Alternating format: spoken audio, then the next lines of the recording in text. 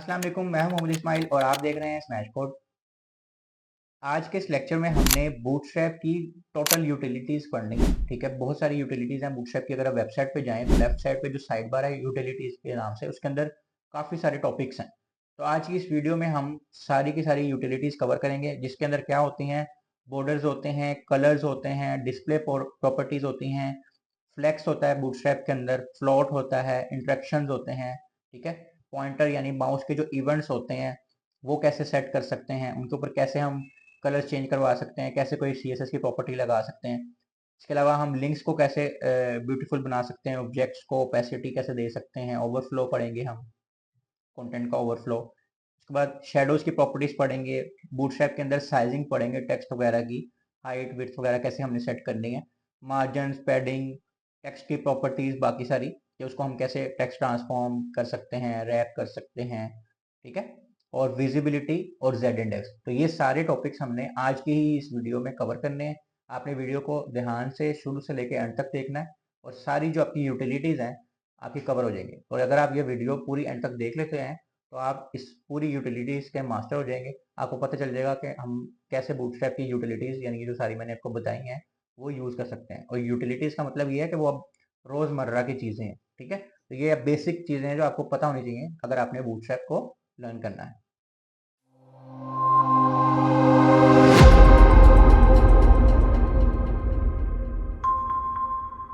तो जैसा कि हमने देख लिया कि हमने इस लेक्चर में यूटिलिटीज़ शुरू करनी है, हमारे हेल्पर्स डन हो चुके हैं।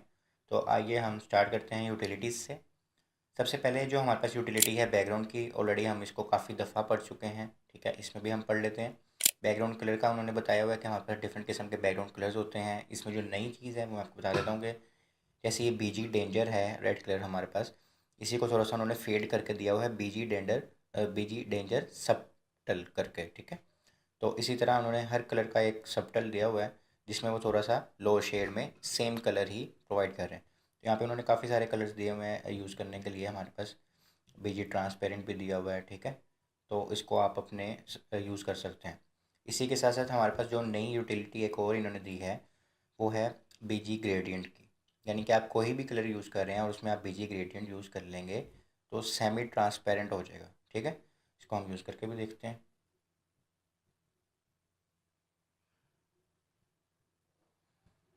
जैसे कि हमारे पास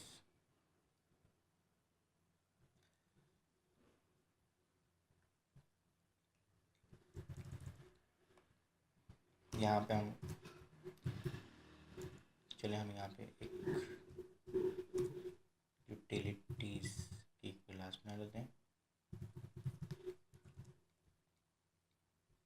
और हमारे पास एक डिव है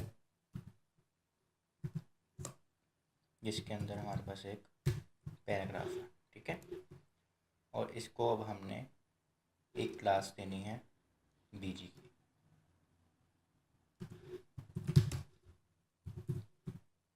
ये हमने दे दी बीजी प्राइमरी की क्लास। अगर हम जाके अपनी वेबसाइट पे देखें तो ये हमारे पास एक पैराग्राफ ऐड हो गया। ठीक है, इस टैग के अंदर ही ऐड हो गया है। इसको हम कहीं और ले जाते हैं।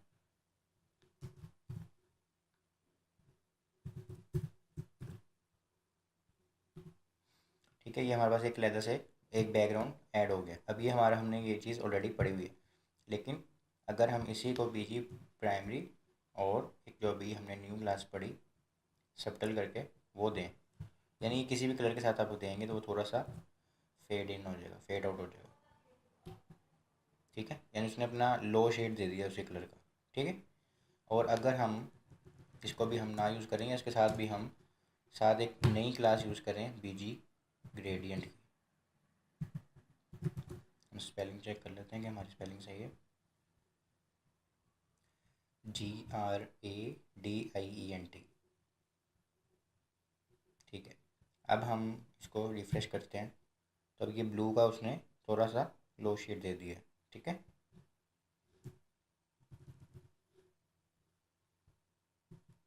यानी ये सिंपल बीजी प्राइमरी है और अगर हम ग्रेडियंट यूज़ करेंगे तो ये थोड़ा सा सेमी ट्रांसपेरेंट हो रहा है।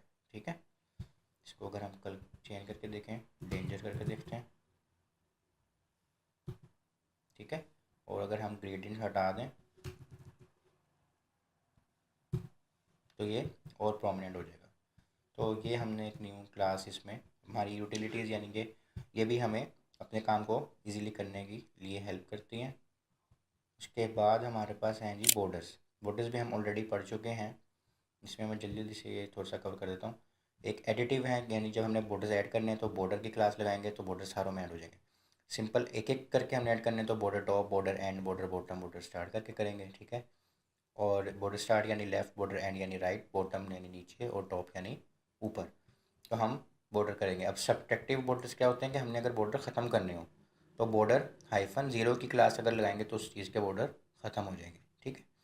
तो ये सिंपल सी बातें हैं, ये हमने ऑलरेडी पढ़ी हुई हैं। इसमें अब क्या हो रहा है कि हम बॉर्डर की क्लास हैं तो बॉर्डर लिख देंगे, बॉर्डर के साथ कलर लिख देंगे तो उसका कलर बॉर्डर्स का वो हो जाएगा, ठीक है। इसके बाद हमारे पास और क्या है बॉर्डर्स के अंदर, कलर्स हो गया। विड्थ के अंदर हम क्या कर सकते हैं, बॉर्डर 1 करेंगे तो बॉर्डर की विड्थ हो जाएगी, ये बॉर्डर 5 है, ये बॉर्डर 1, ये 2 3 4, यानी इस तरह करके हम उसकी विड्थ भी सेट कर सकते हैं। रेडियस में क्या होगा कि हम उसके रेडियस को प्री डिफाइंड क्लासेस को यूज़ करते हुए उस बॉर्डर को अपने हिसाब से सेट कर सकते हैं, यानी ये राउंडेड है, ये राउंडेड टॉप है सिर्फ, ठीक है। बाकी देखेंगे नीचे वाले राउंड नहीं है, इसके जो कॉर्नर्स हैं। रेडियस यानी कि जो बॉर्डर रेडियस होता है ना, वो यानी कि कॉर्नर्स की सिर्फ बात हो रही होती है। बट राउंडेड एंड कर देंगे तो ये तीसरे वाला हो जाएगा, बॉटम कर देंगे तो ये हो जाएगा, बॉर्डर स्टार्ट करेंगे तो सिर्फ ये होगा, सर्कल करेंगे तो पूरा सर्कल हो जाएगा बॉर्डर्स, और पिल करेंगे तो ये पिल शेप बना देगा, ठीक है।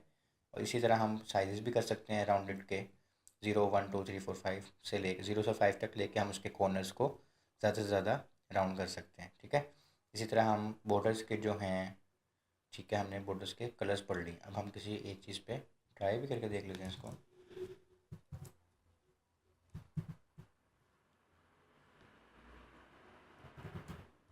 अगर हम किसी भी एलिमेंट को शुरू कर रहे हो जिसको हमने ऑलरेडी क्लास देनी है तो हम इस तरह भी लिख सकते हैं, div डॉट बॉक्स 2, ठीक है। और टैब का बटन दबाएंगे तो ये खुद ही उसने क्लास लिख दी है उसमें, सही है। या हमने बॉर्डर देनी थी तो हम इसको बॉर्डर और बॉर्डर डेंजर दे देते हैं, ठीक है। और इसमें हम लिख देते हैं टेक्स्ट को। अब हम ये एक उसने बना दिया, इसको हम क्या करते हैं, इसको हम एक स्टाइल देते हैं खुद से, जस्ट हम समझने के लिए एक बॉक्स बनाते हैं जिसकी विड्थ होगी 20 px और हाइट होगी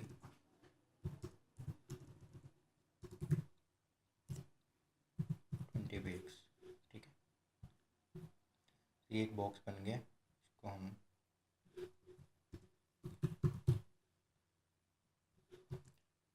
टेक्स्ट अलाइन सेंटर कर देते हैं, बल्कि अलाइन करते हैं इसको सेंटर में, ठीक है।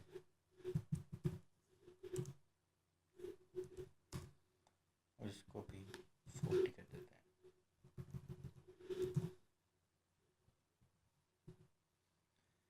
ठीक हो गया। अब हमारे सेंटर में भी हो गया और उसको एक रेड कलर का बॉर्डर भी लग गया है। इसका बॉर्डर चेंज करते हैं कि ऊपर भी इसके बॉर्डर ही है,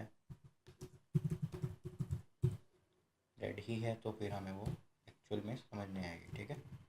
हम जूम कर लेते हैं थोड़ा सा, ठीक है। अभी एक बॉर्डर लगा हुआ है और एक हमारे पास डिव है, ठीक है। इस पर अब हमने सारी चीज़ें ट्राई करनी है अगर, तो ये हमारे पास कलर हो गया। उसके बाद हम बॉर्डर रेडियस, क्योंकि इसके हम क्लास जो कलर देंगे हमारे पास,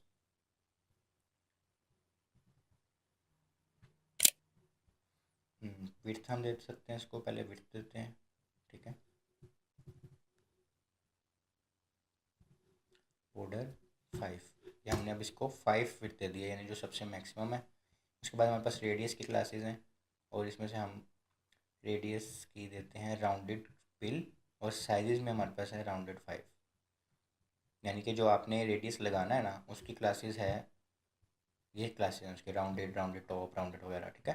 हम इसको कर देते हैं राउंडेड, सिर्फ राउंडेड। इससे क्या होगा, उसके चारों कोने जो है ना वो राउंडेड हो जाएंगे, देखिए इस तरह के। और इसके बाद हम एक क्लास देते हैं जो, यानी जो उसके कॉर्नर्स राउंड होने ना उनको भी हम साइज़ दे सकते हैं, यानी ये 0 साइज़ है, ये 1, ये 2, ये 3, ये 4, ये 5, तो हम इसको 3 साइजेस में,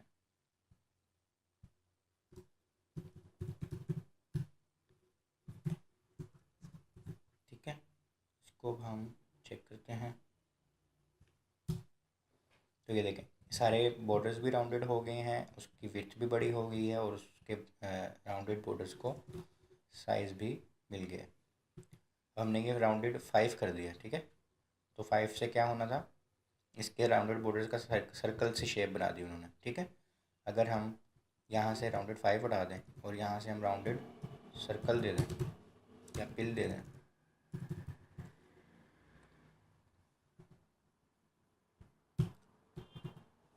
एक सेकेंड इसकी क्लास चेक कर लें, पिल की स्पेलिंग क्या है, PILL ही है, ठीक हो गया।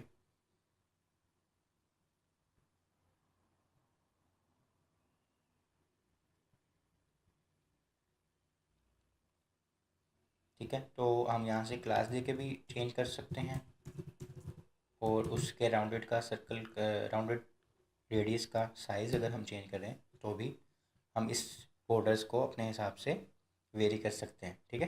तो ये सारी यूटिलिटीज़ हैं, हम यूज़ कर सकते हैं। बॉर्डर्स हो गए, उसके बाद हमारे पास कलर्स हैं। कलर्स बेसिक सी चीज़ हमने बहुत दफ़ा पढ़ ली है, ठीक है। हम होवर पे, फोकस पे कलर्स चेंज कर सकते हैं, ठीक है। ये सिंपल से हमारे पास सारे कलर्स हैं और ये उन्होंने ही कलर्स की ही सारी क्लासेस आपको बताई हुई हैं। इसमें अगर आप इम्फेसिस कर देते हैं या बॉडी को सेकेंडरी कलर दे देते हैं, टेक्स्ट बॉडी टेरिटरी दे दी है, डिफरेंट किस्म के कलर्स की उन्होंने क्लासेस देख के आपको बताया भी है कि कौन सा कलर, यानी डेंजर कलर कौन सा है, सक्सेस कलर कौन सा है। सक्सेस के साथ इम्फेसिस लगा देंगे तो वो देखें थोड़ा सा उसने उसका लो शेड दे दिया, ठीक है। इस तरह आप इम्फेसिस किसी के साथ भी यूज़ कर सकते हैं। ये कलर्स का उन्होंने बताया हुआ है, इसमें एक डेप्रिसिएटेड चीज़ का बताया हुआ है, तो वो कोई चीज़ पढ़ने की ज़रूरत नहीं है। इसमें एक और नेक्स्ट चीज़ उन्होंने बताई हुई कि अगर आपने ओपेसिटी ऐड करनी है किसी भी कलर के साथ, जैसे अब ये टेक्स्ट का कलर है, इसमें 75% ओपेसिटी दे दी है, इसमें 50% ओपेसिटी हमने ऑलरेडी पढ़ा हुआ है। आहिस्ता आहिस्ता वो चीज़ को कम कर रहा है, ठीक है। उसकी यानी कि जो विजुअली चीज़ है उसकी कमी आ रही है, हमसे पढ़ा नहीं जा रहा है। आप ये 25% पे है, ठीक है। तो आपने क्या करना है, जैसे हम स्टाइल्स यूज़ करते हैं, स्टाइल्स में आपने ये यूज़ करना है -BS hyphen text hyphen opacity, और उसके बाद अपने यहाँ पे उसकी जो भी ओपेसिटी देनी है 0.5, 0.75 या जिस तरह भी वो आप देंगे तो उतनी वो उसको ओपेसिटी लग जाएगी, ठीक है। उससे क्या होगा, आपका जो टेक्स्ट है वो उतनी ओपेसिटी ले लेगा और वो आपके कलर के साथ ही मैच करेगी जो आपने उसको टेक्स्ट को कलर दिया होगा। तो ये इसमें इन्होंने बताया हुआ है। इसके अलावा इन्होंने यहाँ पे इसके अंदर कुछ और नहीं है। इसके बाद डिस्प्ले की प्रॉपर्टीज़ हैं वो हमने ऑलरेडी ही पढ़ी हुई हैं, ठीक है। कि डी के साथ हम फ्लेक्स यूज़ कर सकते हैं, इनलाइन यूज़ कर सकते हैं, ठीक है। ग्रिड यूज़ कर सकते हैं, ग्रिड का पूरा हमने एक लेक्चर पढ़ा था जिसमें हमने पूरे ग्रिड को पढ़ा था, कैसे ग्रिड यूज़ होता है, ठीक है। डिफरेंट किस्म के हमने डिस्प्ले प्रॉपर्टीज़ पढ़ी हुई हैं। अब हम डिस्प्ले प्रॉपर्टीज़ से चीज़ों को अपने लेआउट के हिसाब से सेट भी कर सकते हैं और हाइड भी कर सकते हैं। जैसे हम कहें कि कोई ऐसा एलिमेंट है जो हमने लार्ज डिवाइसेस पर पे तो दिखाना है, लेकिन हमने शॉर्ट डिवाइसेस पे यानी मोबाइल वगैरह पे हमने नहीं दिखाना। तो उसमें क्या होगा, आप क्या करेंगे, DSM नन, यानी कि जब वो स्मॉल डिवाइसेस में जाएगी तो वो नन हो जाएगी, ठीक है। Hidden only small devices. तो इस तरह करके इन्होंने पूरी आपको क्लासेस का एक चार्ट बना दिया कि आपने कोई चीज़ अगर सिर्फ लार्ज डिवाइस पे दिखानी है तो आप उसके लिए वो वाली क्लासेस यूज़ कर सकते हैं। जैसे visible only on large LG screen, तो डी नन कर देना है, यानी हर जगह वो नन रहे, लेकिन डी LG पे क्या हो जाए, ब्लॉक लेवल हो जाए, और डी XL पे क्या हो जाए, नन हो जाए। यानी कि लार्ज पे वो खुली रहेगी, ब्लॉक लेवल होगी, लेकिन उससे बड़ी या उससे छोटी पे नन हो जाए। तो इस तरह आप क्लासेस को डिफरेंटली यूज़ करके अपना काम निकलवा सकते हैं, जो भी आपने काम करवाना हो, ठीक है। उसके बाद एक टॉपिक है फ्लेक्स। हमने ये पीछे भी इसका थोड़ा बहुत आइडिया लिया हुआ है, थोड़ा सा मैं आपको यहाँ पे भी आइडिया देता हूँ। फ्लेक्स बॉक्स जैसे ग्रिड है वैसे ही है, अपना लेआउट सेट करने के लिए ही हम इसको यूज़ करते हैं। जब हम डी फ्लेक्स की क्लास यूज़ करते हैं तो क्या होता है, एक कंटेनर जो है या जो भी वो डिव है या वो एलिमेंट है वो फ्लेक्स बॉक्स के अंदर आ जाता है, ठीक है। अब ये एक फ्लेक्स बॉक्स बन गया, ठीक है। अब अगर हम डी इनलाइन कर दें, डी इनलाइन फ्लेक्स की क्लास यूज़ करेंगे तो वो रहेगी डिव ही, हालांकि डिव इस तरह ही यूज़ होनी थी, लेकिन क्योंकि अब हमने डी इनलाइन फ्लेक्स कर दिया तो वो अब उसको इनलाइन भी बना देगा और फ्लेक्स बॉक्स में भी रखेगा उसको, ठीक है। उसने उसको इनलाइन भी कर दिया। बाकी तो सारी जो नीचे यहाँ पे क्लासेस बता रहे हैं ना, वो सिर्फ मीडिया के के साथ है, यानी कि DSM इनलाइन फ्लैक्स, यानी कि आप किसी चीज़ को इनलाइन करना चाहते हैं फ्लैक्स में, लेकिन तब जब वो स्मॉल डिवाइस में हो, ठीक है, या तब जब वो मीडियम डिवाइस में, तो वो उस हिसाब से वो तो हमारा जैसा यूज़ केस होगा। इसी तरह जब हम फ्लैक्स बॉक्स यूज़ कर रहे होते हैं तो उसमें वो डायरेक्शन भी हम चेंज कर सकते हैं। डायरेक्शन कैसे चेंज करते हैं तो देखते हैं हम। जैसे ये फ्लेक्स आइटम आ रही है, ठीक है, तो ये है रो, ये रो बनी हुई है ना, लेकिन अगर हम इसको, ये बाय डिफ़ॉल्ट ही रो होगी, इसको हम हटा भी देंगे तो भी रो ही रहेगी, यानी कि फ्लेक्स को हम जब भी यूज़ करते हैं वो शुरू में रो ही करता है। अगर हम इसको फ्लेक्स कॉलम कर दें, ठीक है, तो वो क्या बना देगा, हर एक आइटम को एज अ कॉलम ले लिया उसने, ठीक है। इसको हम क्या करते हैं, हम करते हैं कॉपी, तो चलें इसमें ही काम करते हैं और एंड पे इसको कॉपी करके हम अपने कोड में भी यूज़ कर लेंगे, ठीक है। तो हम इसको यानी कि रो के लिए भी यूज़ कर सकते हैं और कॉलम बनाने के लिए भी यूज़ कर सकते हैं, और इसी तरह फिर हम उनको मीडिया के के साथ चेंज भी कर सकते हैं, यानी हम मोबाइल डिवाइस पे चाहते हैं कि एक चीज़ कॉलम में आ जाए, और क्या नाम है, लैपटॉप में हम चाहते हैं कि एक चीज़, यानी कि मैं इसमें देख के बताता हूँ आपको।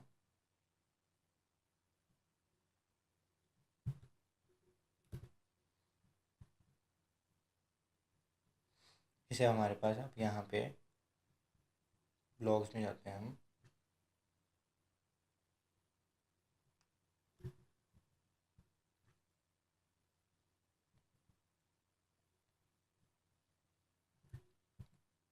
ये देखें, अब यहाँ पे एक आइटम आ रही है सिर्फ एक रो में, ठीक है।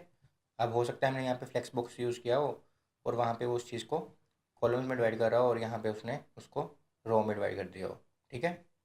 तो इस तरह अगर हमने डिफरेंटली यूज़ करना हो मीडिया एक्यूरेसी को, तो हम इस तरह फ्लेक्स बॉक्स के साथ, अगर हमने फ्लेक्स बॉक्स यूज़ किया हुआ तो कर सकते हैं, वरना हम ग्रिड भी यूज़ कर सकते हैं, वरना हम पोजीशंस भी यूज़ कर सकते हैं, ये हमारी मर्ज़ी, हम जो मर्ज़ी यूज़ करें, ठीक है। इसी तरह हमारे पास एक प्रॉपर्टी है जस्टिफाई कंटेंट की फ्लेक्स बॉक्स के अंदर ही, कि हम क्या कर देते हैं, जस्टिफाई कंटेंट स्टार्ट करेंगे तो स्टार्ट में हो जाएगा, एंड करेंगे एंड में हो जाएगा, सेंटर में करेंगे तो सेंटर में हो जाएगा, बिटवीन यूज़ करेंगे तो उसने अपने हिसाब से डिवाइड कर दिया, अराउंड में भी इस तरह उसने दे दिया, यानी कि उन्होंने हर एक की एक एग्जांपल भी दी हुई है, जिस तरह आप चाहते हैं। इवनली करेंगे तो उसने इवनली गैप छोड़ के सब में उसने उसको डिवाइड कर दिया।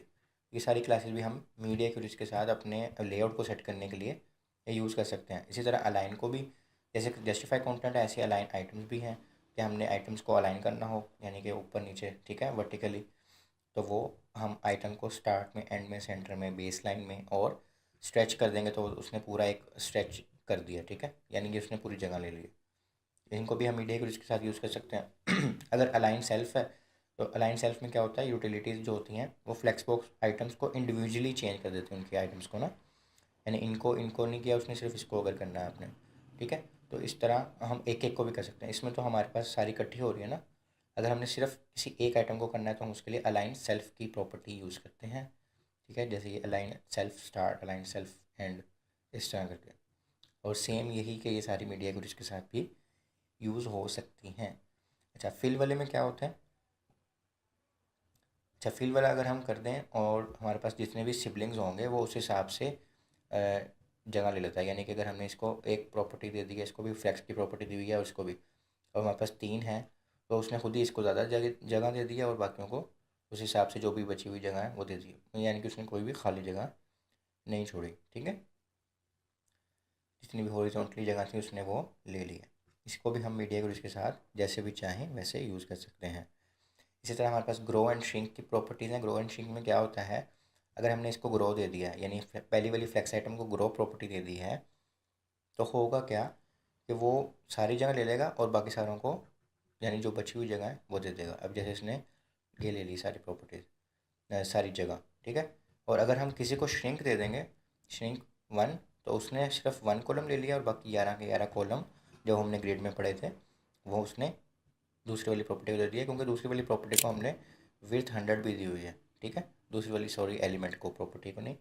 तो उसने इसको विड्थ 100 दी है और इसको श्रिंक कर दिया एक कॉलम के अंदर। हालांकि यहाँ पे वो इस तरह भी कर सकता था ना, जैसे फ्लेक्स आइटम एक लाइन में लिखा, लेकिन उसको इसने इतनी भी जगह नहीं दी, उसको दो लाइनों में फ्लेक्स आइटम लिखना पड़ा, क्योंकि उसने उसके साथ वाले को विड्थ 100 देनी थी, ठीक है। इसी तरह हम ग्रो एंड श्रिंक की प्रॉपर्टीज़ यूज़ कर सकते हैं और उसमें ज़ीरो और वन की नंबर्स को यूज़ कर सकते हैं।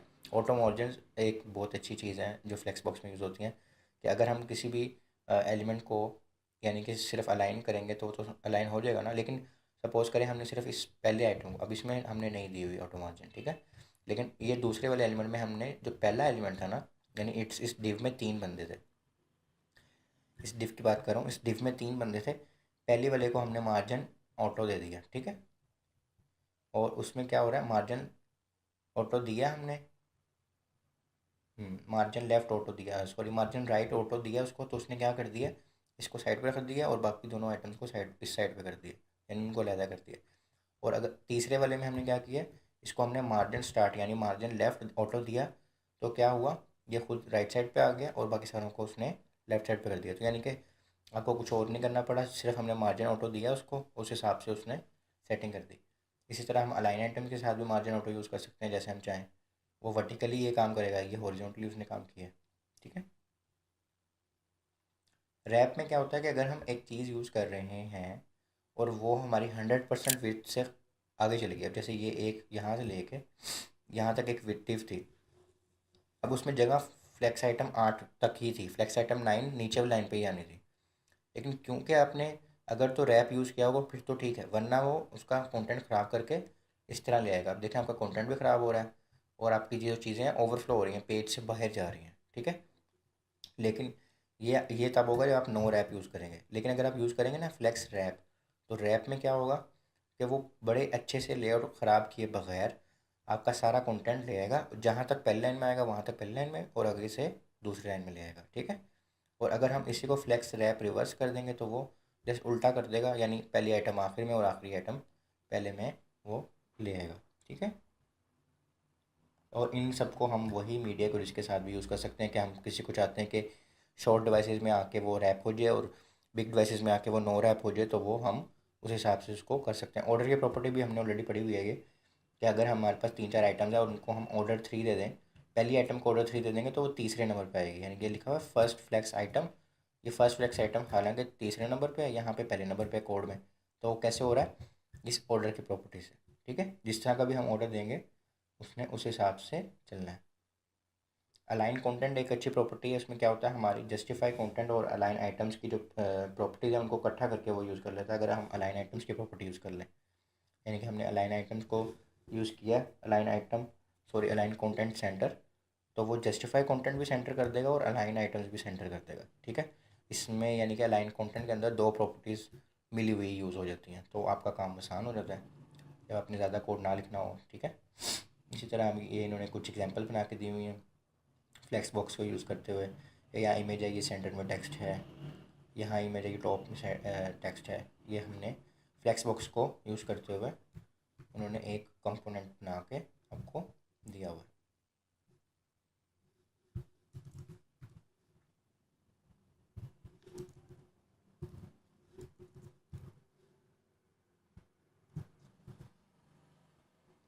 को हम चेक कर लेते हैं, ठीक है, ये आ गया हमारे पास। अच्छा जी, तो जैसा कि हमने देखा है कि लास्ट लेक्चर में हमने यूटिलिटीज़ पढ़ी थी, इस लेक्चर में भी हमने कुछ नई यूटिलिटीज़ देखनी है। फ्लोट से हम स्टार्ट करते हैं और आपने साथ साथ प्रैक्टिस ज़रूर करनी है ताकि आपको कॉन्सेप्ट जो हैं वो सही से क्लियर हों और कोई इशू ना रह जाए, ठीक है।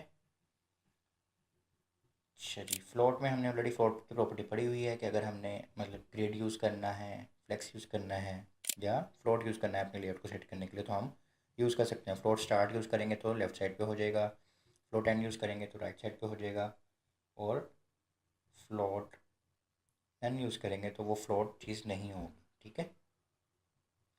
इसी तरह हम इस चीज़ को रिस्पॉन्सिव में भी यूज़ कर सकते हैं, यानी कि अगर हमने किसी चीज़ को फ्लोट करना है एंड पे लेकिन सिर्फ स्मॉल डिवाइस में, तो हम एस एम लिख देंगे तो वो फ्लोट स्मॉल हो जाएगा, फ्लोट हो जाएगा लेकिन सिर्फ स्मॉल डिवाइस में होगा, बाकी सारों में नहीं होगा। इसी तरह हम डिफरेंट डिवाइस में डिफरेंट किस्म का फ्लोट बिहेवियर यूज़ कर सकते हैं। इसके बाद एक नई सी चीज़ है हमारे पास इंटरेक्शन, कि अगर हम टेक्स्ट, हमारे पास कोई भी टेक्स्ट लिखा होता है, जैसे अभी ये टेक्स्ट लिखा हुआ है, इसको हम एक्सेस करके सेलेक्ट करते हैं तो ये हमारा उसके साथ इंटरेक्शन है, उसको भी हम कंट्रोल कर सकते हैं with the help of bootstrap.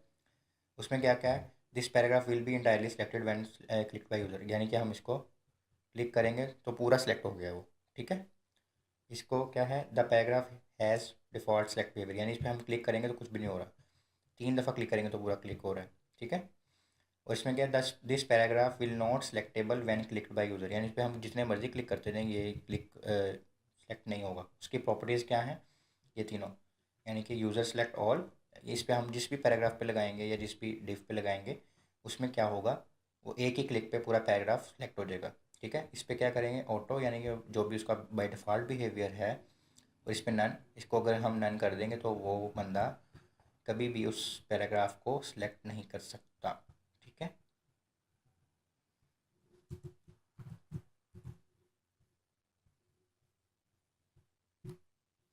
ये देखें, ये हमारे पास हमने एक दफ़ा क्लिक किया, सिलेक्ट हो गया, इस पर हम क्लिक कर भी रहे हैं तो सिलेक्ट नहीं हो रहा।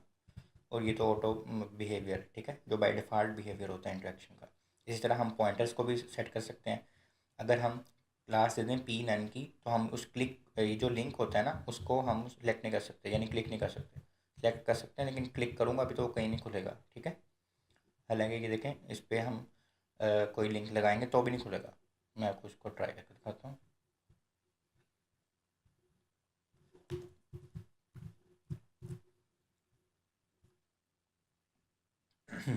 जैसे कि हमारे पास पहला लिंक है, इसको हम किसी फाइल का लिंक लगाते हैं, टेबल डॉट एचटीएमएल का, ठीक है।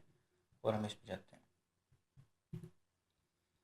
इस पर मैं क्लिक करूँगा लेकिन हम कहीं पे भी जा नहीं रहे, ठीक है। लेकिन अगर मैं ये क्लास हटा दूँ,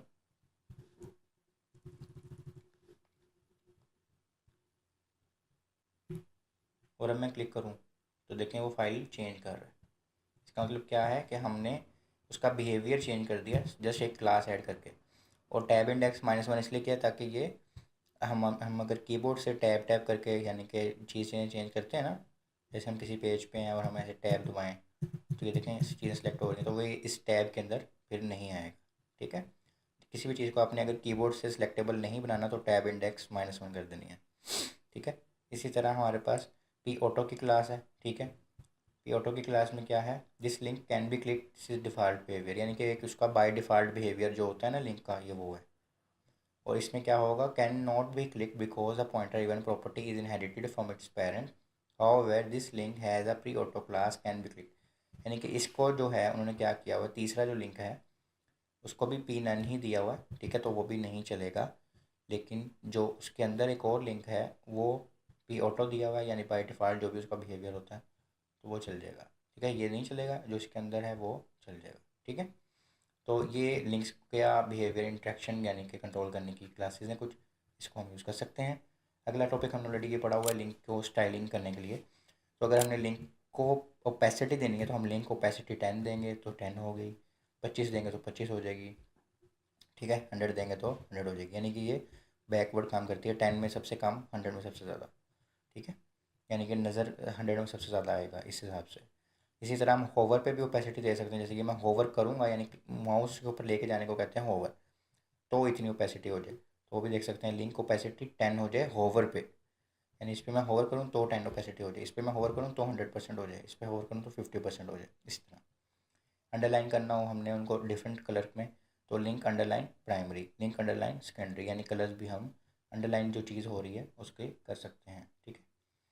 इसी तरह अंडरलाइन ऑफसेट, यानी कि ये जो अंडरलाइन है और ये जो लिंक है उसके बीच में जो फासला है, यानी कि देखें इस सबसे ज़्यादा फासला इधर है, तो उसको 1 2 3 करके हम, बाय डिफ़ॉल्ट होगा तो कुछ भी नहीं, ये डिफ़ॉल्ट है उसमें हमने ऑफसेट दिया ही नहीं हुआ, लेकिन अगर हम लिंक ऑफसेट 3 दे देंगे तो सबसे ज़्यादा फासला हो जाएगा लिंक और उसके नीचे जो लाइन है उसके अंदर, तो उस हिसाब को आप अपने हिसाब से इसको सेट कर सकते हैं। इसी तरह जो अंडरलाइन है उसकी भी ओपेसिटी हम सेट कर सकते हैं, जैसे ये देखें यहाँ पे कम नज़र आ रहा है, यहाँ बिल्कुल नज़र नहीं आ रहा, 0 dB ओपेसिटी, क्योंकि इसलिए नज़र ही नहीं आ रहा, ठीक है।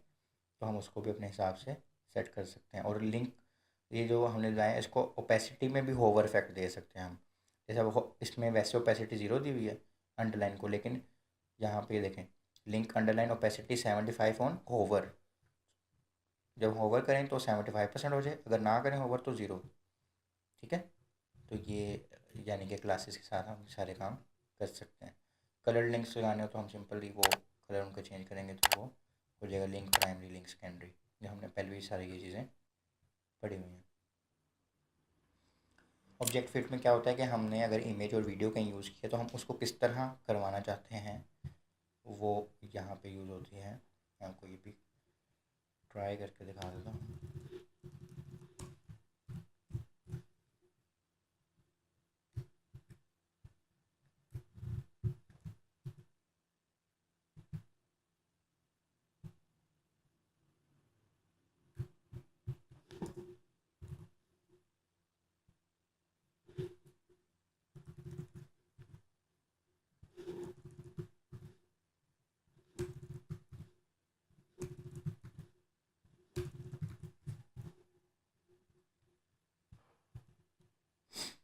ठीक हो गया, ये हमारे पास अब 5 किस्म की इमेजेस आ गई हैं।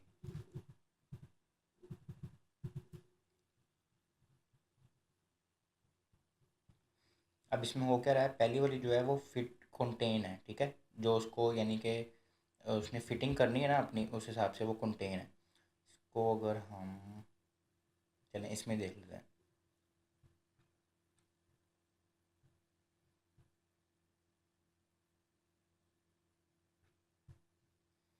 और अगर हम ये कवर वाली प्रॉपर्टीज यूज़ करेंगे यानी कि कवर, तो उसने देखें यहाँ पे यानी कि इमेज ही इस साइज़ की थी, तो उसने ये लेफ़्ट राइट साइड से जगह छोड़ दी, लेकिन वो क्या करेगा, उसको कवर कर देगा। इसी तरह फिल में कर देगा कि वो हर चीज़ को वो भी फिल कर देगा, यानी वो इमेज उस साइज़ की हो या ना हो, वो उस हिसाब से उसको फिट कर देगा। ऑब्जेक्ट फिट स्केल डाउन कर देगा, यहाँ पे होगा फॉर स्केल डाउन, ठीक है, स्केल स्केल की अगर हमने यूज़ करनी है। और अगर हम ऑब्जेक्ट फिट नन कर देंगे तो वो अपने हिसाब से फिट हो जाएगा, ठीक है। मैं इसको एक दफ़ा करके दिखाता हूँ। ये देखें, ये फिट नहीं हो रहा ना, क्यों, क्योंकि वो उसके अंदर कंटेन नहीं हो रहा, ठीक है।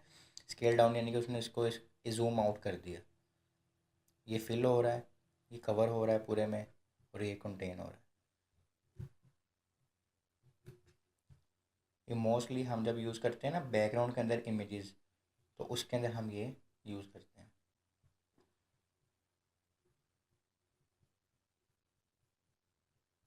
ठीक हो गया।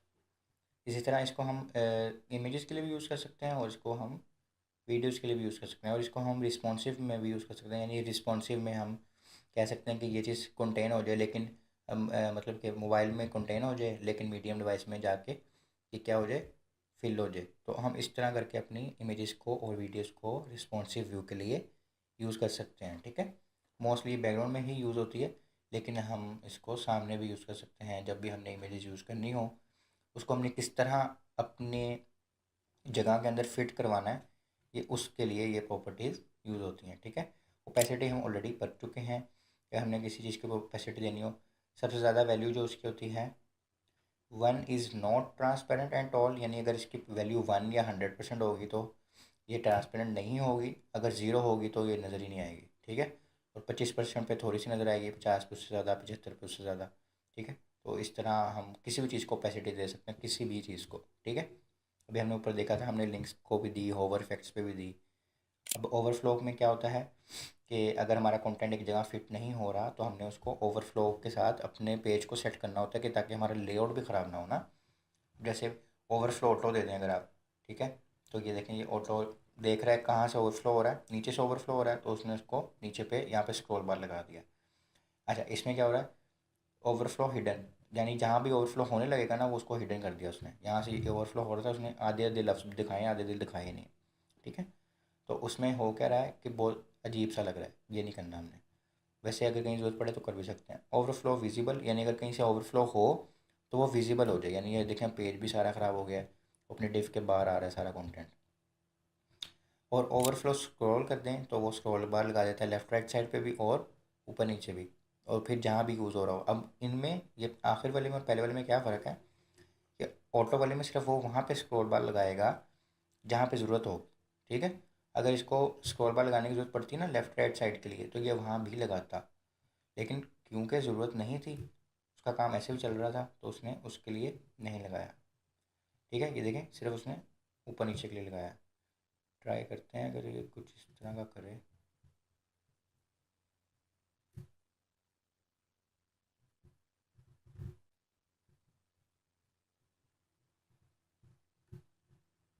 ये देखें, अब उसका यहाँ पे कंटेंट पूरा नहीं आ रहा था, तो उसने पहले वाले में नीचे भी लगा दिए स्क्रॉल बार। ऊपर नीचे वाला तो था ही ना, लेकिन जैसे ही उसको जगह पूरी मिल रही है उसने वो स्क्रॉल बार ख़त्म कर दिया। ठीक है, ये किस चीज़ का बिहेवियर है? ओवरफ्लो ऑटो का। लेकिन जब ओवरफ्लो स्क्रॉल लगा देंगे ना, तो बेशक उसको चाहिए है या उसको नहीं चाहिए, उसने ऊपर नीचे का और लेफ़्ट राइट साइड का ओवरफ्लो लगा देना है। ठीक है, तो ये ऑटो और स्क्रॉल में फ़र्क है। इसी तरह अगर हम अब ये देखें ना, ये एक्स एक्सिस है और ये सॉरी यहाँ पे थे हम, हाँ, ये एक्स एक्सिस है और ये वाई एक्सिस है, यानी कि left to right X axis को कहते हैं और ऊपर से नीचे वाई एक्सिस को कहते हैं। तो अगर हमने सिंपली सिर्फ एक्स एक्सिस को कंट्रोल करना हो, हमें पता हो कि एक्स एक्सिस में ही हमारा ओवरफ्लो होगा कंटेंट, तो हम सिंपल सिर्फ एक्स को ऑटो दे सकते हैं, एक्स को हिडन दे सकते हैं और एक्स को विजिबल। इसी तरह वाई को ऑटो, हिडन और विजिबल या स्क्रॉल दे सकते हैं। अब आगे हमारे पास है पोजीशन। हमने ऑलरेडी इसको बहुत डिटेल में पढ़ चुका है। हमारे पास डिफरेंट किस्म की पोजीशन होती हैं, static, relative, absolute, fixed and sticky. तो इसी तरह हम इसको टॉप, स्टार्ट, बॉटम एंड में सेट कर सकते हैं और हमारे पास 0, 50%, 100%, इस तरह हम अपने हिसाब से सेट कर सकते हैं। जैसे एजिस से या जहाँ पे वो ऑलरेडी उसकी पोजीशन होती है उससे हमारी डिफरेंट पोजीशन डिफरेंट हिसाब से चलती हैं। हमने ऑलरेडी इसको पढ़ा हुआ है। उसकी जैसे यहाँ पे क्लासेस दी हुई हैं कि पोजीशन एब्सोल्यूट दे सकते हैं। उसके बाद हमने टॉप से ज़ीरो लेना है, टॉप से ज़ीरो ले लें, स्टार्ट से ज़ीरो लेना है, स्टार्ट से यानी कि लेफ़्ट साइड से। इसी तरह हम अपना लेआउट सेट कर सकते हैं। ठीक है,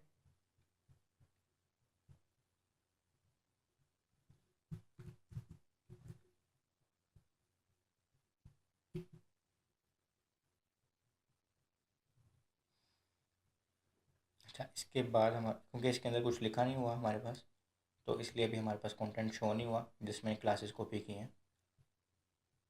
इसी तरह हमने अगर सेंटर करना हो अलाइन आइटम्स को, तो हम क्या करते हैं, ट्रांसलेट ट्रांसलेट -50% और ट्रांसलेट वाई -50% दे देते हैं, तो चीज़ें सेंटर में हो जाती हैं। ठीक है, पोजीशन रिलेटिव के अंदर पोजीशन एब्सोल्यूट दी हुई है इन्होंने। ठीक है, तो इस तरह हम डिफरेंट किस्म की पोजीशन की क्लासेस यूज़ करते हुए अपना डिफरेंट किस्म का लेआउट बना सकते हैं। जैसे इन्होंने ये मेल बॉक्स सा बनाया हुआ है। ठीक है, इसको ट्राई करके देखते हैं।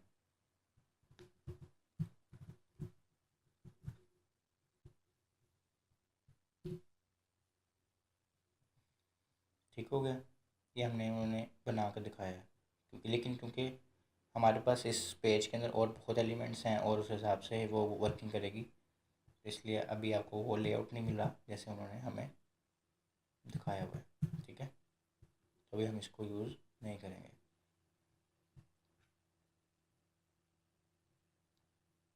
अब अगर हम अलहदा से इस पेज को यूज़ करें, यानी कि इन सारी पोजीशंस को, तो वो वैसा ही लेआउट आ रहा है जैसा हमें उन्होंने तस्वीर में दिखाया था। ठीक है, ये देखें, उन्होंने पोजीशन दी हुई है, एब्सोल्यूट टॉप 0 दिया हुआ है। ठीक है, और स्टार्ट से 100। ठीक है, अगर उसको हम 50 कर दें, ठीक है, ये रेड वाली डॉट्स को देखना है, इसकी पोजीशन की चेंज हो रही है। इसको अगर हम 25 कर दें,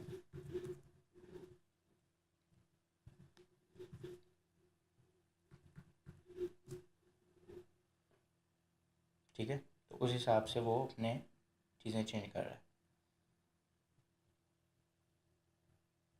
ये हमने ऑलरेडी पोजीशन को काफ़ी डिटेल में पढ़ा हुआ है, तो हमें इसको डीप डाउन जाने की ज़रूरत नहीं है। इसमें जस्ट हम यूटिलिटीज़ देख रहे हैं कि कौन कौन सी हमारे पास ऐसी क्लासेस हैं जिससे हम ये क्विकली सारे काम कर सकते हैं। ठीक है, हमने डीपली पोजीशन को ऑलरेडी स्टडी किया हुआ है, उसके सारे कॉन्सेप्ट को हमने सीएसएस में बहुत अच्छे से पढ़ा था। उम्मीद है आपको इसकी समझ आई होगी।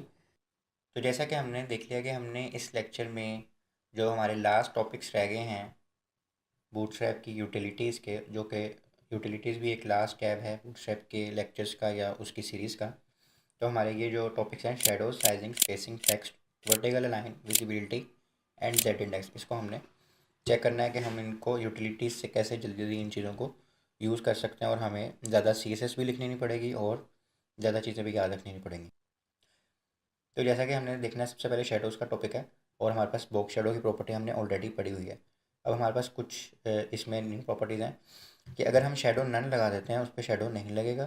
ठीक है, स्मॉल शेडो लगाएंगे यानी शेडो SM।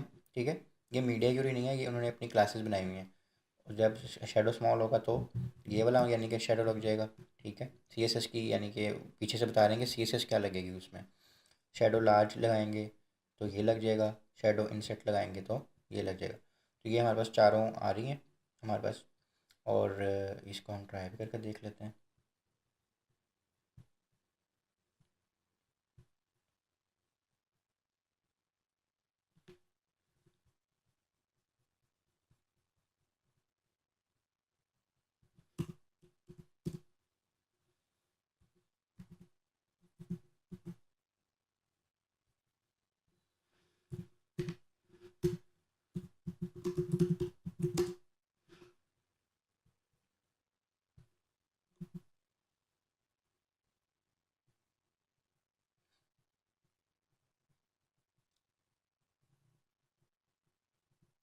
ये हमारे पास बॉक्स शेडो आ गया, इसमें हमारे पास नो शेडो लगा हुआ है। तो इसको आप ध्यान से अगर देखें तो ये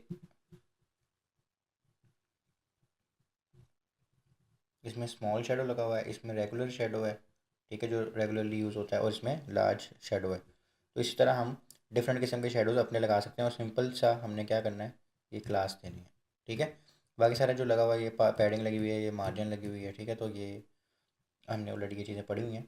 पर जो इसमें हमने पढ़ा है कि हमने बॉक्स शेडो लगाना है, तो हमने सिर्फ एक क्लास लगानी है और हमारा बॉक्स शेडो लग जाएगा। साइजिंग डिफरेंट टाइप की है, विड्थ हमने ऑलरेडी पढ़ी हुई है कि विड्थ 25 लिखेंगे तो 25% विड्थ हो जाएगी, विड्थ 50 लिखेंगे तो 50% विड्थ हो जाएगी, ठीक है। इसी तरह हाइट भी हम लिख सकते हैं, जैसे इन्होंने ये करके भी दिखाया हुआ है। और अगर हमने मिनिमम विड्थ या मैक्सिमम विड्थ देनी है ना, तो वो भी हम दे सकते हैं, ठीक है। अच्छा, मिनिमम विड्थ नहीं दे सकते, मैक्सिमम विड्थ दे सकते हैं MW से।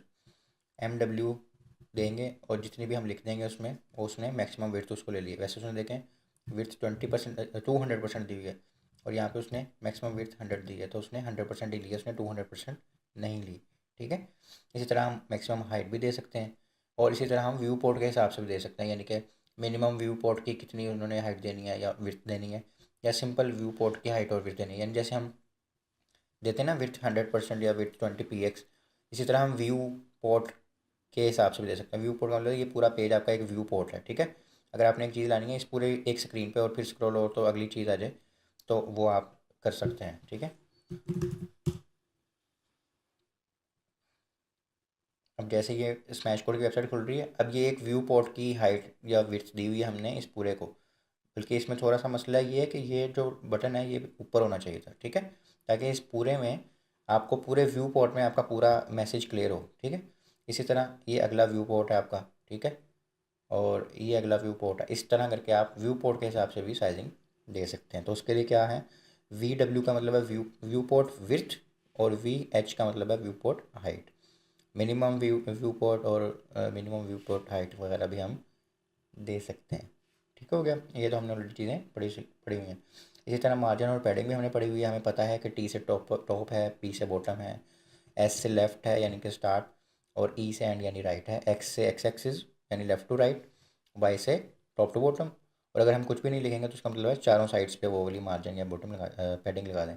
और 0 से 5 तक हमारे पास नंबर्स हैं, और ऑटो लगा देंगे तो वो क्या कर देगी, जैसे अब इसमें उन्होंने करके भी दिखाया हुआ है। अगर हॉरिजॉन्टली से एंटर करना है हमने तो MX ऑटो कर देंगे, यानी X का मतलब है लेफ़्ट टू राइट में ऑटो सेट कर दो, तो उसने लेफ़्ट से और राइट से इक्वल जगह छोड़ के उस एलिमेंट को सेंटर में कर दिया। इसी तरह हम हॉरिजॉन्टली भी सेंटर कर सकते हैं, ठीक है। अच्छा, इस तरह हमने अगर गैप देना है तो उन्होंने एक नई प्रॉपर्टी हमें बताई है कि हम गैप की अगर दे देंगे क्लास यहाँ पे उसके पेरेंट एलिमेंट में नीचे वाली चीज़ों के, तो वो उनमें खुद ही उसने गैप रख दिया कि देखें उसने टॉप बॉटम राइट लेफ्ट का एक गैप रख दिया, ठीक है। आपको इनको बार बार देने की ज़रूरत नहीं है, यानी इसको अलग दें, इसको अलग दें, इसको अलग दें, आपने ऊपर वाले को दे दिया, सारों में उसने गैप डाल दिया सब में। अगर अब ये हमने गैप डाला हर जगह से, रो और कॉलम और हर जगह से। अगर हमने गैप देना सिर्फ रोज़ में, ठीक है, तो ये देखें उसने इस रो के बाद नीचे गैप दे दिया, ठीक है। अगर हमने कॉलम्स में गैप देना है तो हम कॉलम में गैप दे सकते हैं। ये एक कॉलम, इसके बाद इसने ये गैप दे दिया, ये दूसरा कॉलम। अब इसमें रो का नहीं है, तो हम ये दोनों इकट्ठी भी दे सकते थे तो रो का भी हो जाता, ठीक है। इसको हम ट्राई भी करके देख लेते हैं।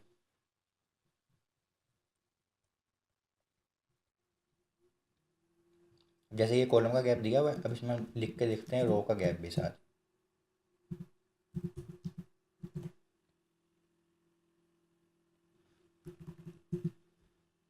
ठीक है। इस तरह हम इसको कर सकते हैं।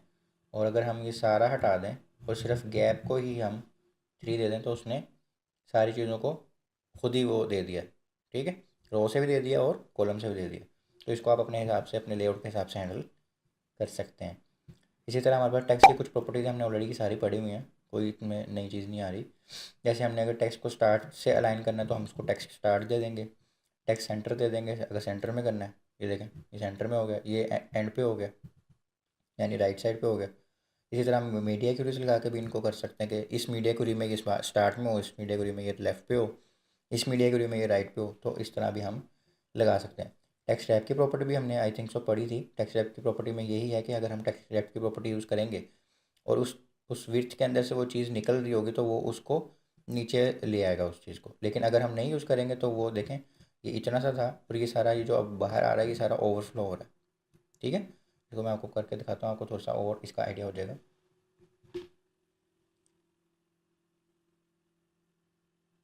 तो जैसे कि टेक्स्ट रैप की प्रॉपर्टी हमने इसमें यूज़ की हुई है, अगर हम यहाँ से टेक्स्ट रैप की प्रॉपर्टी ख़त्म कर दें तो ये होगा, वो जो बाकी जो है ना वो ओवरफ्लो हो गया। ठीक है, ये उस चीज़ में से बाहर आ रहा है, आपका कंटेंट ख़राब हो गया। ठीक है, तो अगर आपने किसी चीज़ को रैप करना है तो टेक्स्ट रैप, और अगर नहीं रैप करना तो नो रैप की प्रॉपर्टी यूज़ करेंगे। इसी तरह वर्ड ब्रेक की एक प्रॉपर्टी भी है। वर्ड ब्रेक की प्रॉपर्टी में क्या होता है कि अब या तो आपने एक पैराग्राफ लिखा है ना जिसके बीच में स्पेसेस हैं, तो वो एक अलग चीज़ है। जैसे यहाँ पे कोई स्पेस नहीं है, जैसे यहाँ स्पेस होती तो देखें उसने खुद ही अगली लाइन में ले आया वो उसको। ठीक है, लेकिन सपोज करें कोई स्पेस नहीं है तो वो क्या करेगा। अच्छा, इसको हम ख़त्म करते हैं एक दफ़ा। अच्छा, अब मैंने कोई क्लास नहीं उसकी हुई तो ये सारा कुछ उसने एक लाइन में ले आया। अब मैं अगर ऐसे स्पेस देता जाऊँगा तो वो अगली अगली लाइन में लेते जाएगा। पर कुछ इस तरह की कीज़ आती हैं या कुछ इस तरह का हमारे पास चीज़ें आती हैं कि उनमें स्पेस होती ही नहीं है, ना ही हमने करनी होती है। तो उसके लिए फिर हम क्या करते हैं, टेक्स्ट ब्रेक की प्रॉपर्टी यूज़ करते हैं। उससे क्या करता है वो, देखें उसने हॉरिजॉन्टली स्क्रॉल बार नहीं यहाँ पे लेकर आया और उसने खुद ही उसमें ब्रेक लगा के ना जहाँ लाइन ख़त्म हो रही थी उसने अगली लाइन में ले आया, फिर उससे अगली लाइन में ले आया। लिख इसमें आप जो मर्जी सकते हैं, ज़रूरी नहीं एम लिखना है, पर बस ये है कि उसके अंदर ब्रेक कोई नहीं है। ठीक है, उसके अंदर कोई स्पेस नहीं है। तो इसलिए उस स्पेस को लाने के लिए without adding in your content space हम इसको टेक्स्ट ब्रेक यूज़ करते हैं। ठीक है, या टेक्स्ट ट्रांसफॉर्म जैसे हमने ऑलरेडी ये सीएसएस में पढ़ा हुआ है, तो इसमें आपने क्या करना है, टेक्स्ट लोअर केस करेंगे अगर आप हम तो सारे लोअर केस हो जाएंगे। ठीक है, अच्छा उसके बाद हमारे पास अपर केस करेंगे तो हमारे पास अपर केस हो जाएंगे, और कैपिटलाइज करेंगे तो सारे कैपिटलाइज हो जाएंगे। ठीक है, उस हिसाब से हम उसको यूज़ कर सकते हैं।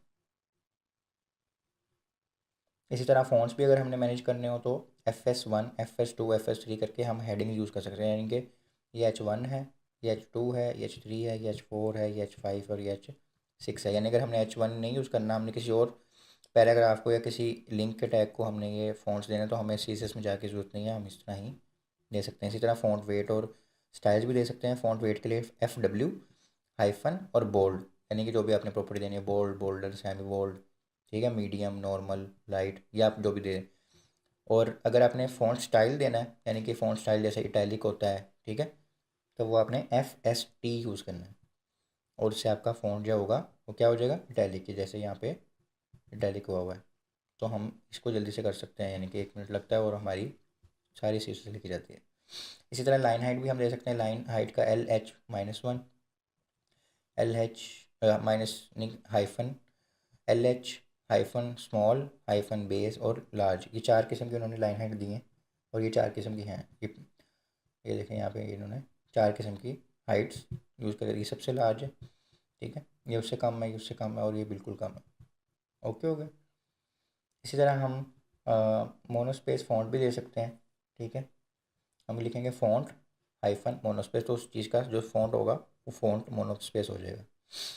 अच्छा, अगर हमारे पास एक पैराग्राफ है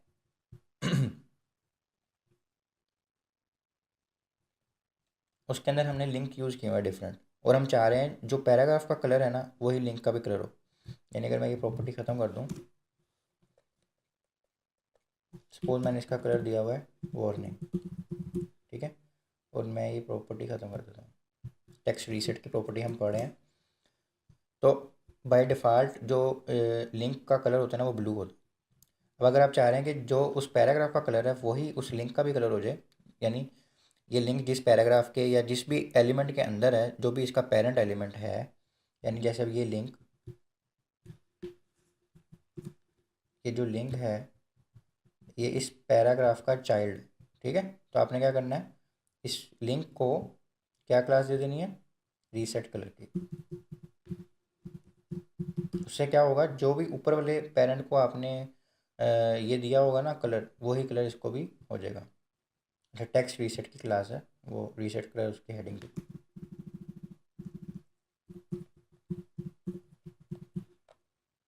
ठीक है, अब यहाँ से जो भी कलर इसको देंगे वो उसका कलर चेंज कर देगा। ठीक है, तो ये हम इसको इजीली कर सकते हैं। टेक्स्ट डेकोरेशन हमने पढ़ी हुई है। टेक्स्ट डेकोरेशन अंडरलाइन करेंगे तो वो अंडरलाइन हो जाएगी चीज़, टेक्स्ट डेकोरेशन लाइन थ्रू करेंगे तो लाइन थ्रू हो जाएगी। ये सारी चीज़ें हमने CSS में पढ़ी हुई हैं। अगर आप नए हैं इस चैनल पे तो आप CSS के प्लेलिस्ट में जाएं और उसको गो थ्रू करें।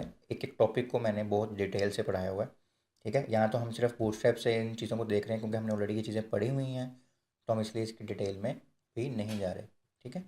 तो इसीलिए ये टेक्स्ट डेकोरेशन वगैरह भी हमने ये चीज़ें देखी हुई हैं।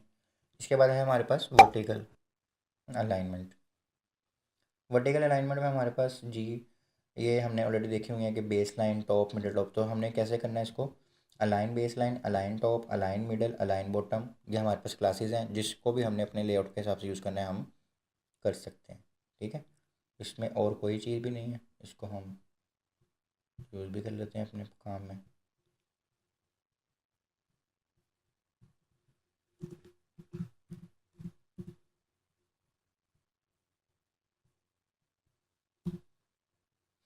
ठीक है, ये हमारी बेस लाइन टॉप पे हो गई है, ये टेक्स्ट टॉप टेक्स्ट बॉटम पे हो गया, ये मिडल में आ गई है। अलाइनमेंट की हुई है ना डिफरेंट। वर्टिकल अलाइनमेंट का मतलब होता है ऊपर से नीचे वाली अलाइनमेंट, ठीक है। हॉरिजॉन्टल अलाइनमेंट होगी तो लेफ्ट टू राइट, ठीक है, जिसमें हम टेक्स्ट लेफ्ट करते हैं, टेक्स्ट स्टार्ट एंड करते हैं, ठीक है। विजिबिलिटी का टॉपिक भी हमने ऑलरेडी पढ़ा हुआ है कि किसी चीज़ को हमने गायब करना होगा तो हम उसमें विजिबिलिटी का कीवर्ड यूज़ करते हैं या क्लास यूज़ करते हैं। तो अगर हम किसी चीज़ को विजिबल कर देंगे इसका मतलब है हमने वो चीज़ दिखानी है, और अगर हम किसी चीज़ को इनविजिबल की क्लास दे देंगे तो वो चीज़ ख़त्म हो जाएगी वहाँ से, लेकिन उसकी जगह वहाँ पे हमेशा रहेगी, ठीक है। Set the visibility of element with our visibility utilities. और यहाँ पे उन्होंने बताया भी हुआ है कि invisible elements still take up space in the page. यानी कि अगर आप वो चीज़ इनविजिबल भी होगी ना, नज़र नहीं आ रही होगी, लेकिन उसने जगह अपनी घेरनी है, जो भी उसकी जगह होगी। इसी के बाद हमारे पास लास्ट टॉपिक है बूटस्ट्रैप का। ऑलरेडी हमने इसको पढ़ा हुआ है, जेड इंडेक्स बहुत डिटेल से हमने इसमें पढ़ा हुआ है, काफ़ी सारे टॉपिक्स में इसका आया था जिक्र। इसमें क्या होता है कि हमने किसी चीज़ को कितनी वैल्यू देनी है, ठीक है, वो उस वैल्यू के हिसाब से चलेगा। उसकी एक वैल्यू है जिसकी जितनी यानी जैसे Z3 है, जिसकी जितनी बड़ी वैल्यू होगी ना वो उसके ऊपर होगा। यानी कि उसी पोजीशन पे अगर कोई और चीज़ भी आ रही है, यानी कि मैंने एक पेज रखा उसके ऊपर एक और पेज रख दिया, ठीक है, तो कैसे पता चलेगा कि ऊपर पेज कौन सा आएगा। तो इसमें ये नहीं है कि बाद में जो लिखा जाएगा यानी कि बाद में जो ऊपर पेज रखा वो ऊपर आएगा, नहीं, जिसकी जितनी बड़ी वैल्यू होगी वो चीज़ ऊपर आएगी। जैसे अगर हम यहाँ पे ये लिख के देखते हैं। अच्छा अब ये देखें, पहले पे हमारे पास है Z3, ठीक है, और इसकी वैल्यू भी Z3 है, अगले की Z2, Z1। अब हमारे पास सबसे पहले हमने लिखा हुआ Z3, हालांकि सबसे एंड पे हमने लिखा Z-N1 और इसकी वैल्यू है Z-N1, यानी कि सबसे लो वैल्यू Z0, Z1। चलिए इसको अभी हम नहीं देखते, आपको समझ नहीं आएगी। Z0 अगर हम करते हैं, ठीक है, Z0 की वैल्यू 0 है, इसकी वैल्यू है 1। ये देखें, इसकी वैल्यू है 1 और इसकी वैल्यू है 3, ठीक है। तो 3 के बाद हमने लिखा है 2, और मतलब अगर लाइन वाइज देखें 3 के बाद 2 और 2 के बाद 1। तो अगर हम ऐसे पेज रखते हैं, कॉपी के ऊपर पेज रखते हैं, फिर उसके बाद एक और पेज, फिर इसके ऊपर एक और पेज, तो सबसे एंड पे जो पेज रखते हैं उसको ऊपर आना चाहिए ना। लेकिन अगर हम जाके देखें,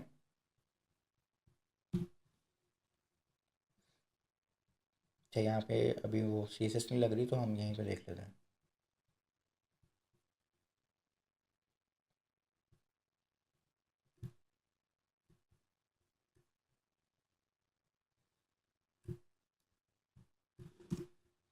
ये देखें, अब हमारे पास टॉप पे कौन सा शो हो रहा है, Z3, हालांकि हमारे पास Z1 वाला सबसे एंड पे हमने रखा था, और अगर आप चेक करें तो ये सबसे पीछे छुप रहा है, फिर उसके ऊपर ये आ रहा है, उसके ऊपर ये आ रहा है, ठीक है। तो यही चीज़ मैं आपको बता रहा था। अब अगर हम इस Z1 की ही वैल्यू Z3 कर दें, ठीक है, तो सबसे ऊपर कौन सा आ गया, Z1 आ गया, ठीक है। तो इसके हम 1 ही वापस कर देते हैं और इसकी Z3 कर दें, इसकी 4 कर दें सपोज, ठीक है। तो अब सबसे ऊपर कौन सा आएगा, Z4 वाला। इसी तरह अगर हम इसकी वैल्यू 1 कर दें, ठीक है, तो उस हिसाब से उन्होंने अपनी वैल्यू सेट करके जो सबसे ज़्यादा वैल्यू होगी वो ऊपर आ जाएगी, ठीक हो गया। इसको हम वैल्यू कर देते हैं 2 और इसकी हम वैल्यू कर देते हैं 3। और ये वैल्यूज ना 1000 भी हो सकती है, ठीक है, ओके। इसकी वैल्यू -1000 भी हो सकती है, ओके हो गया। तो ये हमारी मर्ज़ी है कि हमने उसकी वैल्यू क्या रखनी है। तो इस तरह हम अपना देख सकते हैं कि इस तरह हम जेड इंडेक्स को यूज़ कर सकते हैं, ठीक है।